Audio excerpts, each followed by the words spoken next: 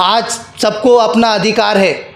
सब अपनी मर्ज़ी के मुताबिक किसको वोट देना है किसको नहीं देना है। मैं ये नहीं कह रहा हूँ कि इम्तियाज़ जलील को वोट मत दो, लेकिन आपको तमाम कार्यों को सामने रखना पड़ेगा और उसके तहत ही आप जो है तो फैसला लो, वरना जो है तो ऐसे कई आए और कई गए, ऐसे कई आए और कई गए। आज जो है तो ताज़ा मसला है, क्या वजह है कि आज हमारे हक़ में फ़ैसले आने के बाद क्यों आवाज़ नहीं उठाते। अरे नज़ीर फारूकी जो है तो तमाम डिपार्टमेंटों को आज परेशान करके रख दिया है। वक्फ बोर्ड के सीईओ साहब जो है तो महानगर पालिका जो है तो इनके परमिशन कैसे दिए। मैंने तो माहिती अधिकार के तहत उनसे मांगा है कि आपने जो है तो पीआर कार्ड, जब उसका 2007 का जजमेंट है, 2007 के जो उसके बाद में 2016 के जजमेंट में हमारे तरफ से फैसला आया, 2023 में जो है तो हमारे तरफ हक में फ़ैसला आया, तमाम फैसले हमारे हक में है। फिर भी जो है तो वो वहाँ पर जो है तो कोई नई बिल्डिंग स्थापना की जो है तो कोशिश कर रहा है, तो इसे कब रोका जाएगा। मैं नज़ीरुद्दीन फारूकी, अटल समाज सेवक, आज आपको बुलाने का जो मकसद है मैं आपको बताता चलूँ कि आज आपको बुलाने का जो मकसद है और आपके माध्यम से किसी को कुछ पैगाम पहुंचाने के लिए आज मैंने आपको बुलाया है जी। तो मेरा जो पैगाम है हमारे माजी मुख्यमंत्री जी उद्धव बाला साहब ठाकरे, मैं इनसे आपके चैनल के माध्यम से और आपको भी कहता हूं कि आप स्पेशली जो है तो मेरी इस बाइट को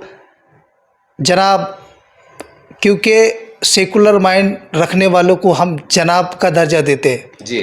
तो मैं जनाब उद्धव जी ठाकरे इनसे आज चैनल के माध्यम से ये अपील करता हूं,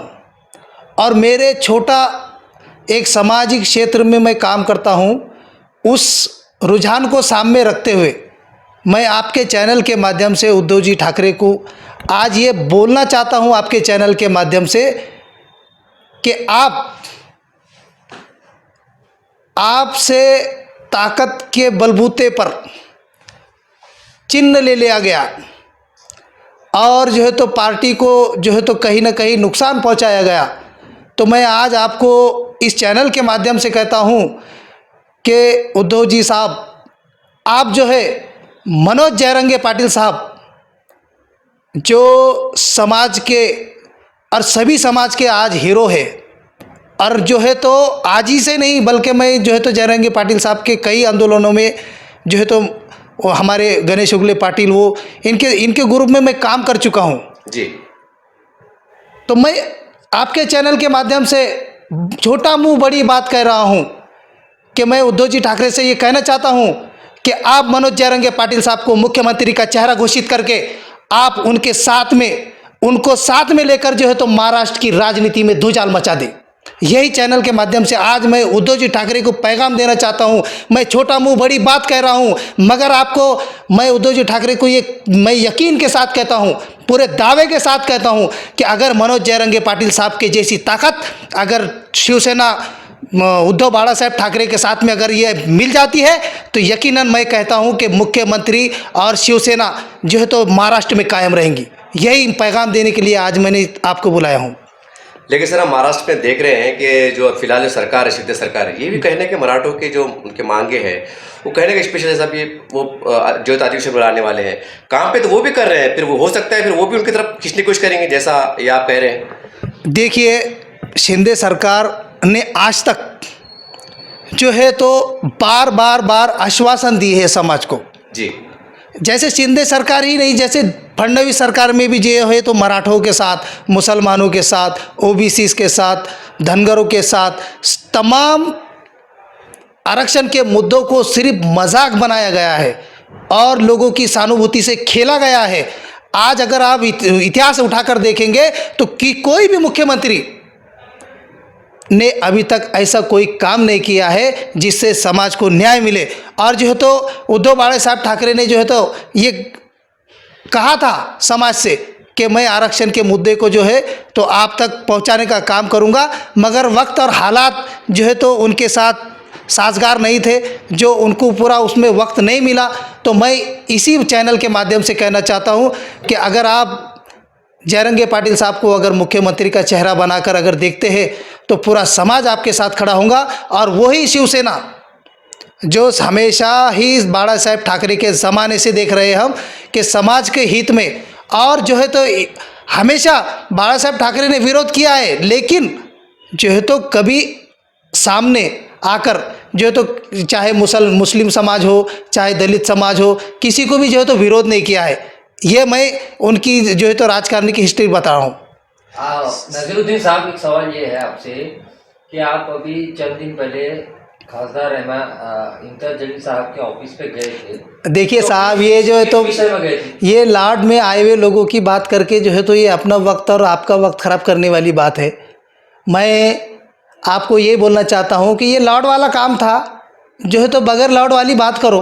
आज का जो विषय है मेरा, मैं वो आपको बताना चाहता हूँ कि ये जो है तो मुख्यमंत्री की बात कर रहा हूँ मैं, और जो है तो शिवसेना की बात कर रहा हूँ मैं। शिवसेना, मेरा ये बोलना नहीं है कि आज जो है ना तो कोई मुस्लिम समाज के साथ में खड़े होने के लिए तैयार नहीं है। और बार बार जो है तो मनोज जयरंगे पाटिल साहब जो है तो हमारे आरक्षण की, हमारे हित की बात करते हैं, तो क्यों ना हम जो है तो उनके साथ में खड़े होकर, जैसे अगर आज मुस्लिम समाज अगर मराठा समाज के साथ खड़े हो जाता है तो इंशाल्लाह जो है तो महाराष्ट्र की राजकारण का जो है तो चेहरा अलग होगा। नसीरुद्दीन साहब, एक अभी फ्रेश की ये न्यूज़ आ रही है कि खासदार इम्तियाज जलील साहब जो है मुंबई से खासदार के इलेक्शन लड़ने की तैयारी कर रहे हैं, तो ऐसी क्या वजह पैदा हो गई कि औरंगाबाद की कॉन्स्टिट्यूंसी छोड़ के वो मुंबई से इलेक्शन लड़ने जा रहे हैं? साहब कैसा है मालूम है क्या, मैंने पहले ही कहा था, लेकिन ठीक है मैं आपकी इस बात का जवाब देता हूँ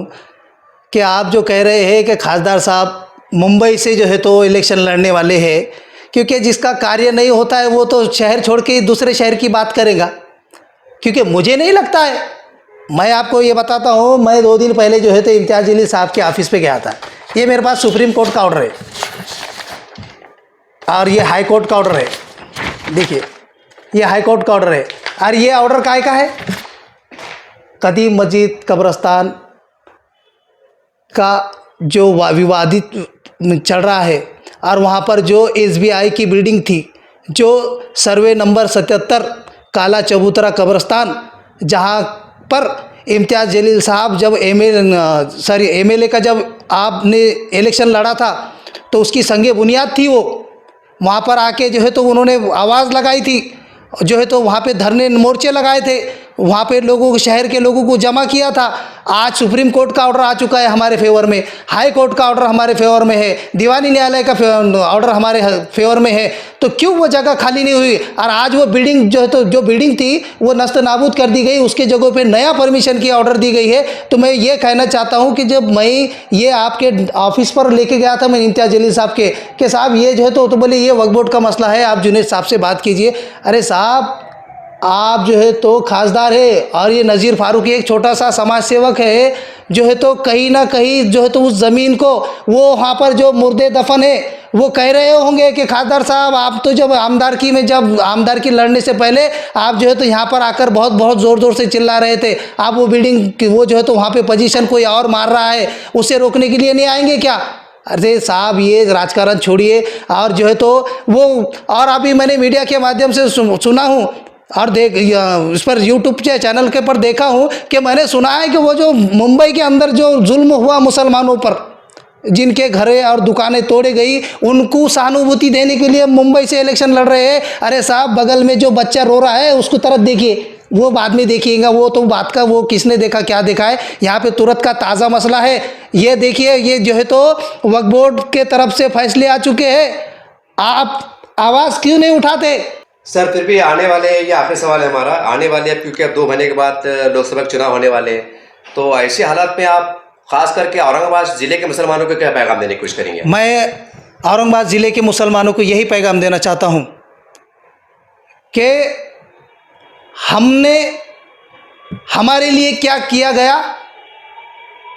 हमारे लिए क्या सहूलतें दी गई, आप खुद इसके शाहिद हैं। आप इन सब बातों को मद्देनज़र रखते हुए ही डिसीजन लेना चाहिए। आज सबको अपना अधिकार है, सब अपनी मर्ज़ी के मुताबिक किसको वोट देना है किसको नहीं देना है। मैं ये नहीं कह रहा हूँ कि इम्तियाज़ जलील को वोट मत दो, लेकिन आपको तमाम कार्यों को सामने रखना पड़ेगा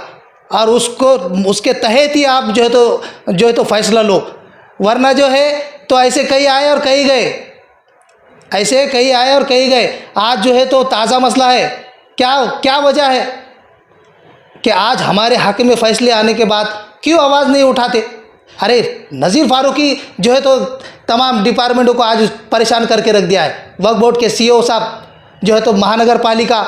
जो है तो इनके परमिशन कैसे दिए। मैंने तो माहिती अधिकार के तहत उनसे मांगा है कि आपने जो है तो पीआर कार्ड, जब उसका 2007 का जजमेंट है, 2007 के, जो उसके बाद में 2016 के जजमेंट में हमारे तरफ से फैसला आया, 2023 में जो है तो हमारे तरफ हक में फ़ैसला आया। तमाम फैसले हमारे हक में है, फिर भी जो है तो वो वहाँ पर जो है तो कोई नई बिल्डिंग स्थापना की जो है तो कोशिश कर रहा है, तो इसे कब रोका जाएगा। हमारा दर्द यह है कि हमारे बुज़ुर्ग जो है तो वहाँ पे आराम कर रहे हैं और उनके कब्रों के ऊपर जो है तो बड़े बड़े बिल्डिंगें बनाई जा रही है, वहाँ पर जो है तो होटलें चलाई जा रही है, वहाँ पर जो है तो तमाम तरीके के जो है तो किसी का कार्यालय बनाया जा रहा है। तो आप कब आवाज़ उठाएंगे। अरे हम किसी से नहीं डरते, अल्लाह के अलावा हम किसी से नहीं डरते, और जब तक ये जान में जान है हम लड़ते रहेंगे। और मैं समाज के लोगों से यही कहना चाहता हूँ कि आप शहर के हालात देखिए और शहर के जो